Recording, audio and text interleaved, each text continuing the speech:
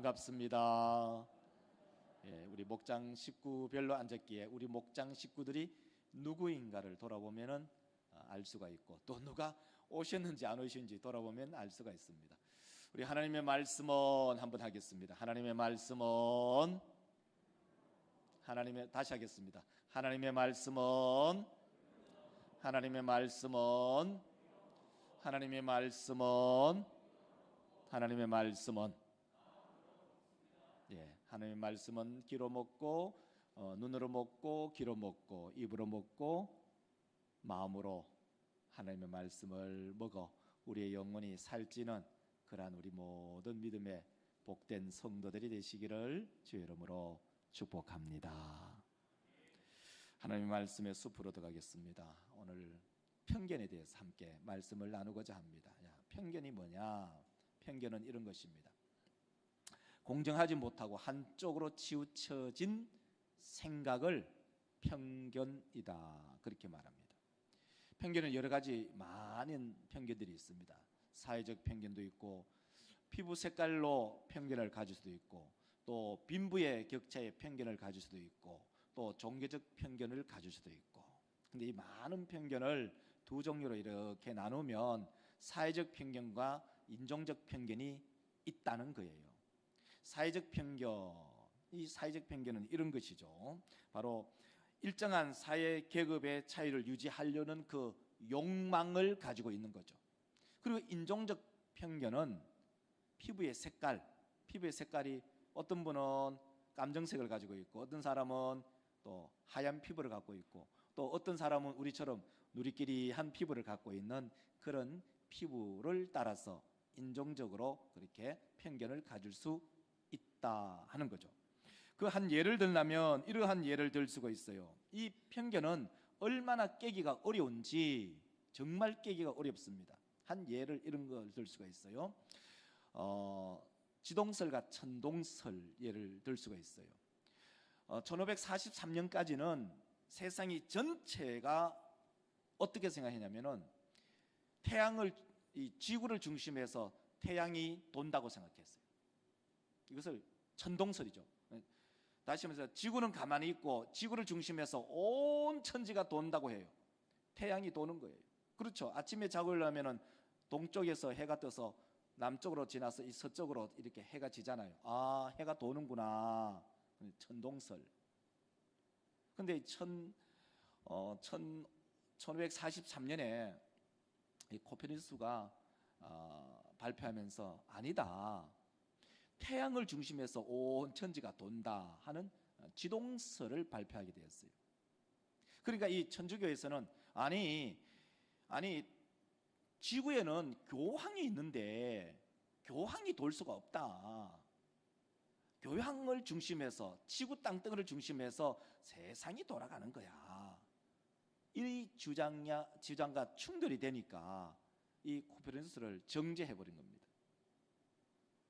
그리고 그 이후에 과학적 증명이 되어서 이 바오로 2세가 이 비공식적으로 이 지동설을 지지하는 발언을 하게 되었어요. 그때가 언제냐면 1992년이었어요. 1992년 10월 31일이었는데 무려 약 한 450년 이후에 그 천동설을 지동설로 바꾸었어요. 편견이 얼마나 심한지, 다시 말해서 450년이 지나도 그 편견을 쉽게 깨지 않는 것입니다. 편견은 마치 바위 덩어리와 같아요. 이것은 어느 누구나 다 가질 수가 있어요. 나는 가지고 있지 않다, 다른 사람은 편견을 가지고 있다, 나는 편견이 없다, 이렇게 말할 수는 없습니다. 우리 모두는 편견을 가지고 있어요. 그래서 알버트 아인슈타인이 이런 말을 했어요. 우리가 사는 세상이 얼마나 슬픈 세상인지 분자를 쪼개는 것보다도 편견을 타파하는 것이 훨씬 더 어렵다, 이런 말을 했죠. 자, 오늘 본문 말씀을 보면은 이 사도 베드로의 편견을 우리는 볼 수가 있어요. 자, 오늘 본문의 내용을 설명하면 이런 거죠. 베드로가 있고 이제 고넬료가 있는데, 이 고넬료가 굉장히 경건한 사람이에요. 근데 그 사람은 신분이 어디냐면 이탈리아 군대의 백부장이에요. 아마도 이탈리아 사람일 가능성이 굉장히 높아요. 이 사람은 경건해서 하나님을 잘 섬기는 사람, 구제와 기도에 아주 온 마음을 쏟는 그런 하나님의 사람이었어요. 근데 이 사람이 하루는 기도하는데 오후 3시에 기도하는 거 있는데 음성이 들리는 거예요. 욥바에 있는 베드로 사도를 가이사로로 청해라. 그 음성을 듣고 종을 보내어서 이 욥바에 있는 베드로를 청하게 되는 거예요. 지도를 한번 보여주시면 이 동그라미가, 빨간 동그라미가 2개 있는데 아래쪽 작은 동그라미가 욥바고 위쪽에 큰 동그라미가 바로 가이사라예요. 그래서 욥바에 있는 이 베드로를 가이사까지 초청을 하라는 환상을 들었어요. 이제 베드로는 어디에 있냐면 욥바에 있어요. 욥바에서 베드로가 기도하는데 정오 기도를 하고 있어요. 기도를 하는 중에 황홀경, 아주 신비한 경험을 하는데 하늘로부터 보자기가 내려와요.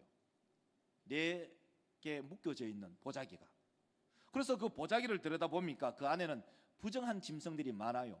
유대인들이 생각하는 부정한 짐승은 개구리라든지 뱀이라든지 때로는 뭐 도롱뇽이라든지, 그리고 그게 사람이 먹지 못하는 다양한 그런 짐승들, 그 짐승들 속에는 정말 다양한 짐승들이 있죠. 낙타라든지 뭐 토끼라든지. 우리는 낙타나 토끼나 아무 상관없이 주는 대로 먹을 수 있잖아요. 그러나 유대인들은 정결법에 의해서 그것을 먹을 수가 없는 거예요. 그래서 음성이 들리기를 이것을 집어 먹으라는 거예요. 베드로가 말하죠. 하나님, 나는 한 번도 부정한 음식을 먹어본 적도 없고 먹을 수도 없습니다 라고 하니까 이 보자기가 하늘로 올라간 거예요. 잠시 뒤에 그 보자기가 다시 내려온 거예요. 동일하게 이 보자기 안에 들은 것을 잡아 먹으라 하니까 베드로가 동일하게 나는 어릴 때부터 부정한 음식을 먹어본 적이 없어서 이 음식을 먹을 수가 없습니다 라고 얘기하니까 이 보자기가 다시 하늘로 올라간 거예요.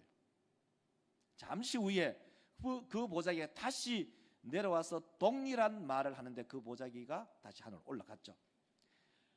이 사도 베드로가 생각했어요. 도대체 이 환상이 도대체 뭘 의미하는가 골똘하게 생각하고 있는데 그때 문이 똑똑똑 하면서 노크 소리가 들리는 거예요.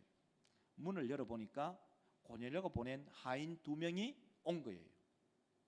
와서 하는 말이 바로 우리 대장이신 고넬료 백부장이 당신을 우리 가이사라로 초청을 하셨습니다. 그때 베드로가 알았어요. 아, 그렇구나. 이 부정한 짐승은 이방인을 말하고 이방인과 교제를 말하고 이방인과 식사를 말하는구나. 하나님께서는 나에게 이 부정한 짐승들을 잡아 먹어라, 음식을 먹어라, 이 말은 결국 나는 이방인들과 교제할 수가 없지만은 하나님께서는 교제의 길을 열어놓으셨구나 하는 것을 그때야 깨달은 거예요. 그래서 오늘 본문 말씀을 가지고 제목을 편견 깨기라는 제목으로 우리가 먼저 첫 번째로는요, 나는 어떤 편견을 가지고 있는가, 나는 내가 가진 편견이 무엇인가 한번 생각해 보시기 바랍니다. 그럼 먼저 베드로가 가진 편견이 여러분 아시겠죠?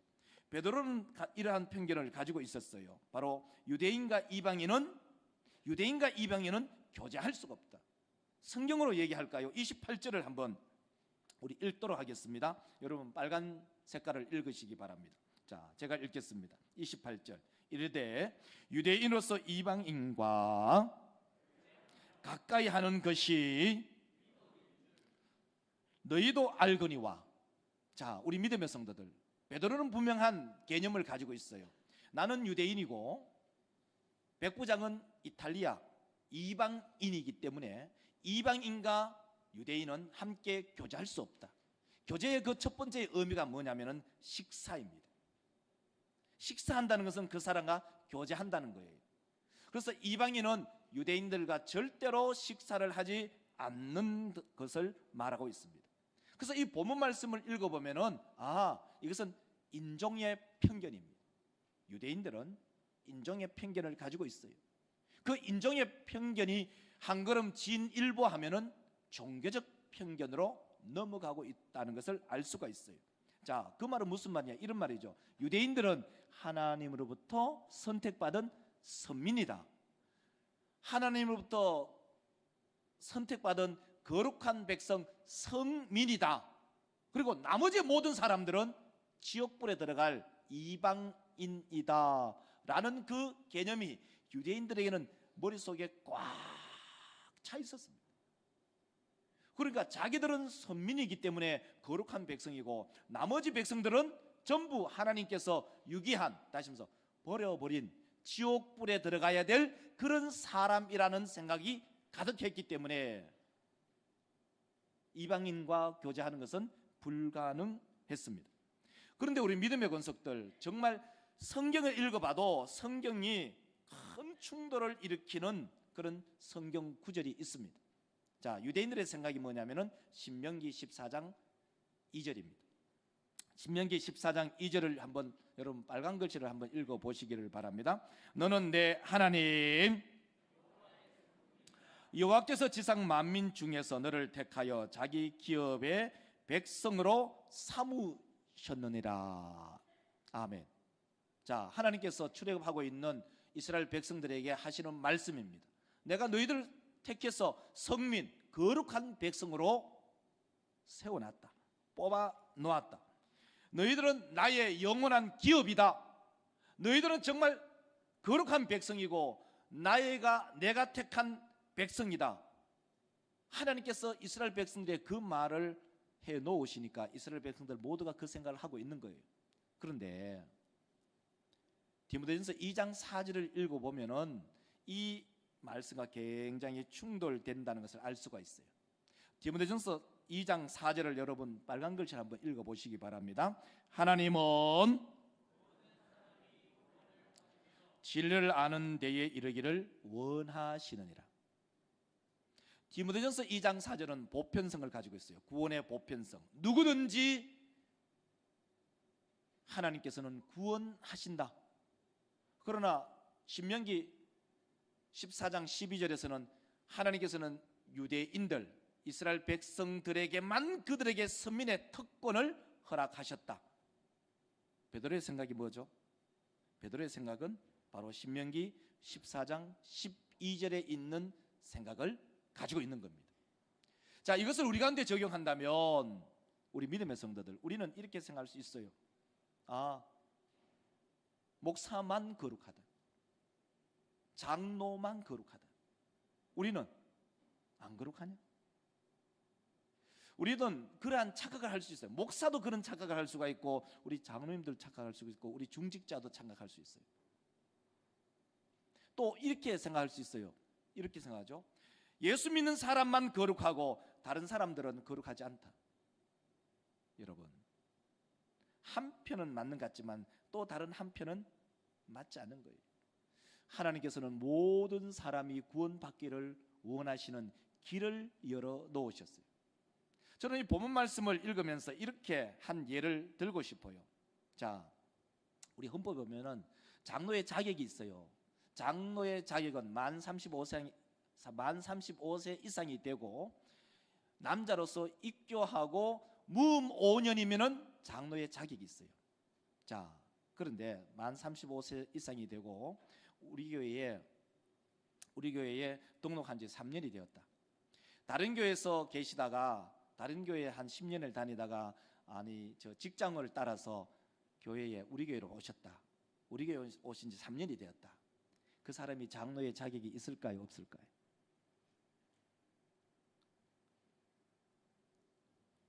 복잡해지는 거예요. 우리 교회 3년밖에 안 했는데 장로의 자격이 있냐? 일반적으로는 장로의 자격이 없다라고 생각해요.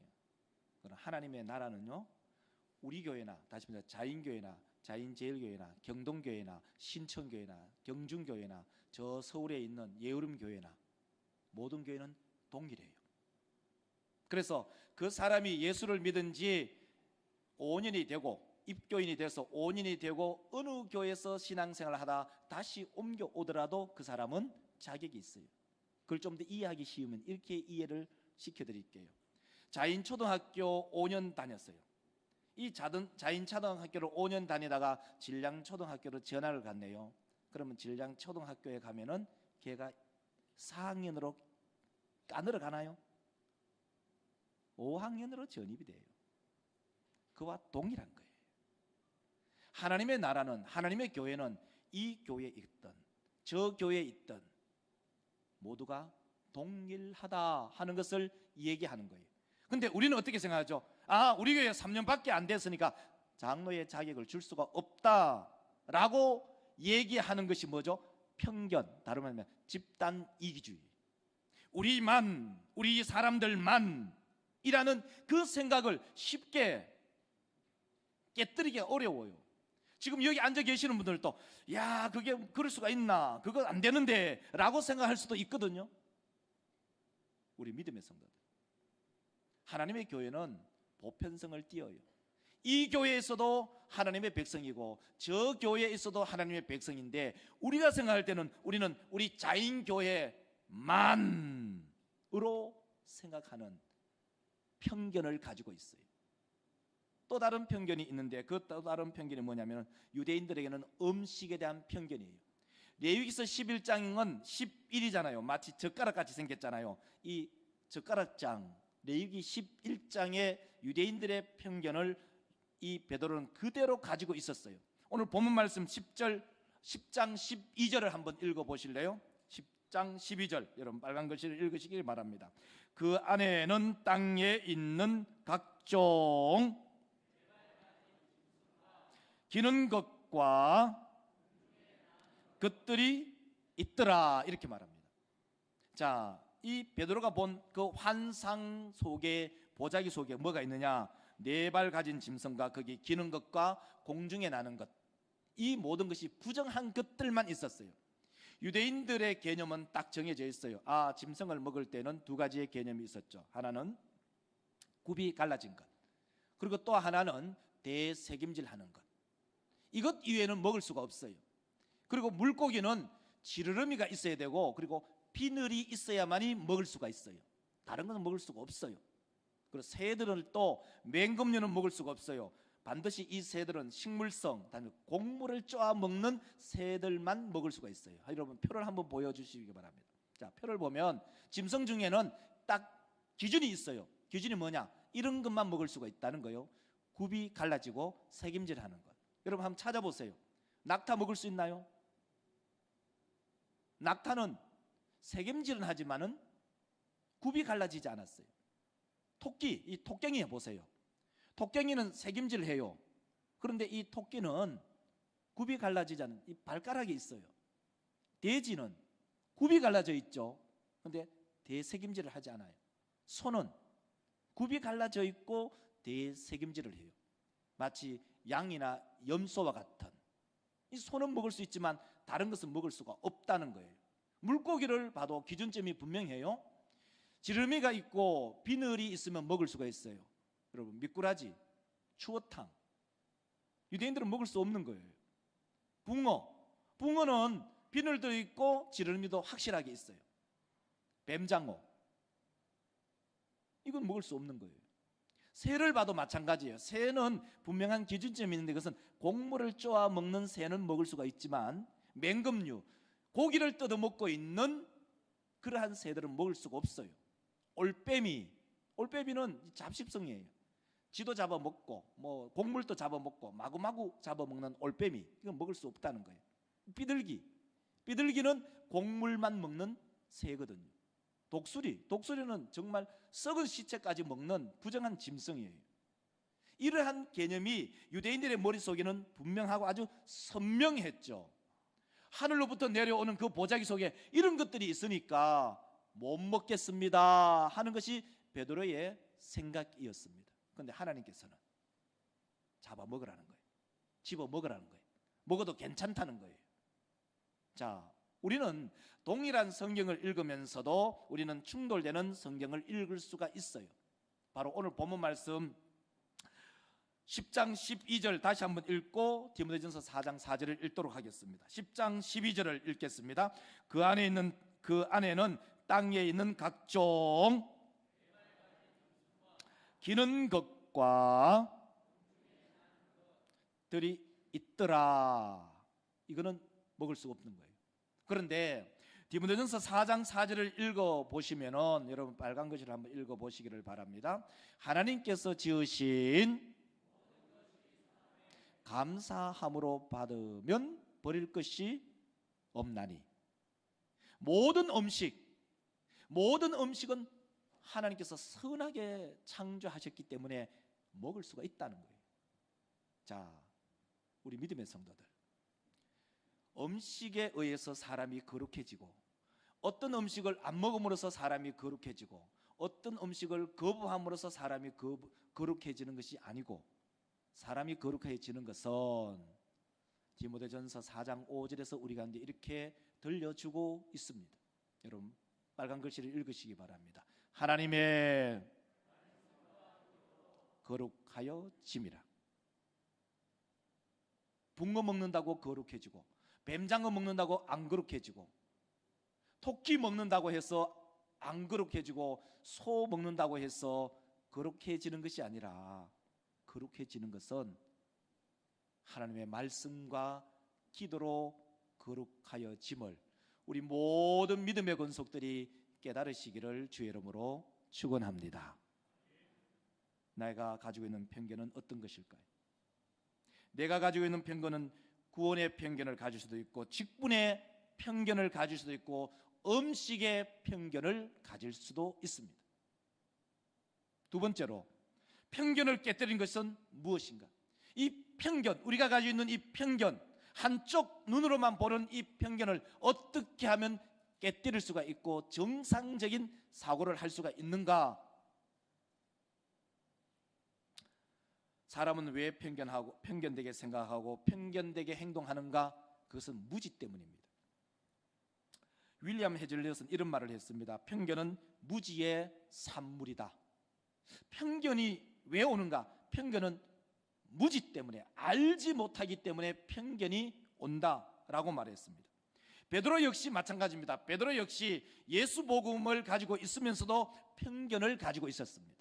예수 복음은 바로 예수의 죽으심과 그의 부활하심, 그것은 우리 유대인들만 가지고 있어야 된다. 그리고 우리 예루살렘 성 안에 있는 사람들만 가지고 있어야 된다. 그리고 그것은 우리 유대 땅 안에 있는 사람들만 가지고 있어야 한다는 그 편견을 가지고 있었어요. 그래서 나중에 이 베드로가 깨닫고 난 이후에 이렇게 이것을 설명합니다. 34절과 35절 여러분 빨간색을 한번 읽어보시기 바랍니다. 자, 제가 읽겠습니다. 베드로가 입을 열어 말하되 내가 참으로 보지 아니하시고 각 나라 중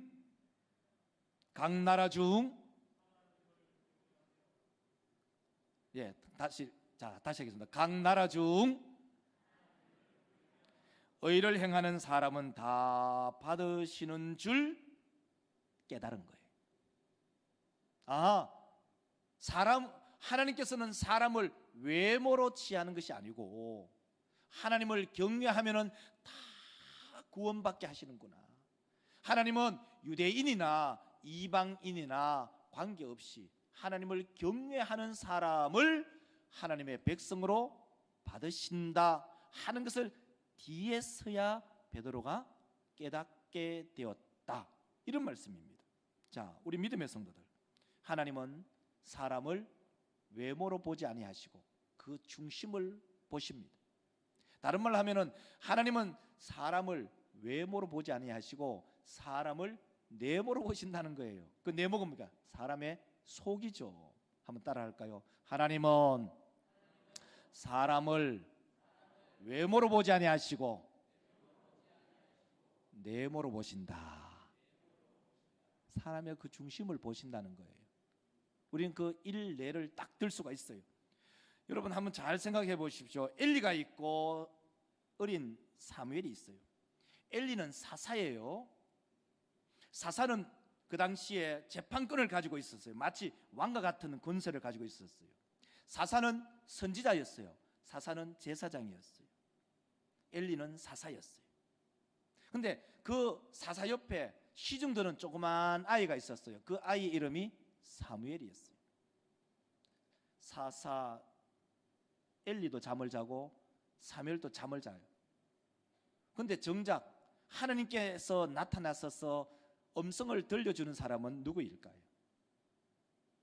일반적으로 생각하면은 응당이 사사인 엘리에게, 대제사장 같은 역할을 하는 엘리에게, 왕과 같은 역할을 하는 엘리에게, 선지자의 역할을 하고 있는 엘리에게, 제사장을 행하고 있는 엘리에게 나타날 것이라고 99.9%는 그렇게 생각할 거예요. 그런데 편견을 완전히 깨뜨려 버리고 어린 아이 사무엘에게 하나님께서 나타나시고 그에게 말씀하시는 거예요. 왜 그럴까요? 왜 그럴까? 그것은 바로 거룩한 자에게 거룩하신 하나님이 나타나시기 때문입니다. 저는 이 본문 말씀을 읽으면서 우리 성도들에게 적용하기 전에 목사에게 적용했어요. 마치 엘리 같은 사람은 목사같이 한 교회 당회장이고 그리고 교회를 리드해 나가는 그런 영적 지도자인데, 그 영적 지도자가 하나님과 거룩한 관계를 가지지 못하면 조그만한 주일학교 아이에게 하나님께서 나타나셔서 그 아이에게 말씀하신다는 거예요. 결국 하나님과 함께하는 사람이 누구냐? 거룩한 사람이에요. 어떤 직분을 가진 사람 아니라는 거예요. 그래서 우리 모두에게 한번 적용해 볼까요? 여러분, 어린 아이가 매일매일 성경을 읽고 기도하면서 하나님과 가까이 해요. 교회 안에 중직자예요. 목사님도 있고 장로님도 계시고 권사님도 계시고 장립지사님도 계시고 다 나름대로 내노라만 한 그런 이름을 가지고 있어요. 성경도 읽지 않고 기도도 하지 않는데 하나님께서 그 중직자에게 말씀하실까요? 말씀하실까요? 말씀한다고 말할 수가 없는 거예요. 우리 모든 믿음의 권속들, 우리는 편견을 가지고 있어요. 마치 하나님은 목사에게 말하고 하나님은 중직자들에게만 말씀하신다. 천만의 만만의 말씀이라는 말이죠. 하나님은 하나님을 존중히 여기는 자, 하나님을 가까이 하는 자, 하나님과 거룩한 관계를 가진 자에게 하나님께서 함께 하심을 우리 모든 믿음의 권속들이 깨달으시기를 주의 이름으로 축원합니다. 또 한 예를 든다면은 사울을 패하시고 다윗을 세우는 그 과정을 볼 수가 있어요. 그 과정을 보면은 사무엘이 기름병을 들고 이 베들레헴의 이새의 집에 가서 그 아이들 자녀들을 다 모아라, 그리고 내가 기름을 부어서 왕제로 삼겠다. 그 이새의 아들 첫 번째 아들이 왔는데 그 아들의 용모가 준수해요. 키도 커요. 머리도 아주 굉장히 많았을 거예요. 그 아이에게 기름 뿔병을 부으려고 하니 하나님께서 그 아이를 버렸다고 말씀합니다. 그러면서 사무엘상 16장 7절에 이렇게 말하죠. 여러분 빨간 글씨 한번 읽어보실래요? 여러분, 여호와께서 사무엘에게 이르시되 그의 용모와 키를 보지 말라. 내가 이미 그를 버렸노라.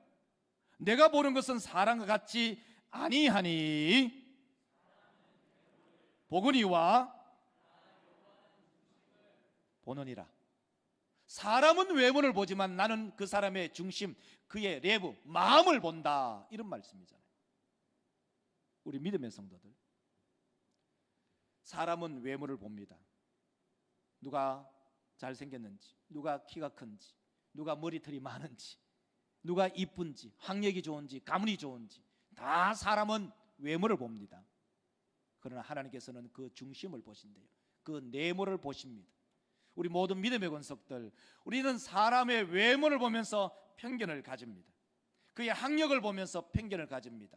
그리고 그의 가문을 보면서 편견을 가집니다. 그러나 하나님께서는 그의 중심을 보십니다.